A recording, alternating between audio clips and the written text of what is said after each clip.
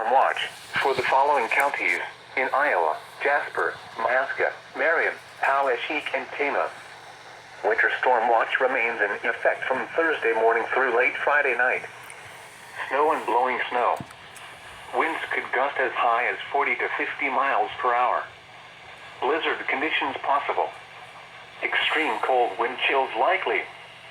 The areas affected include all of central Iowa. When, from Thursday morning through late Friday night. The following impacts are expected. Areas of blowing snow could significantly reduce visibility. The hazardous conditions could impact the morning or evening commute.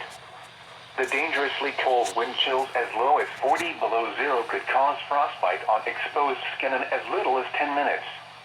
Monitor the latest forecasts for updates on this situation. These are the 7 a.m. conditions for the Newton area.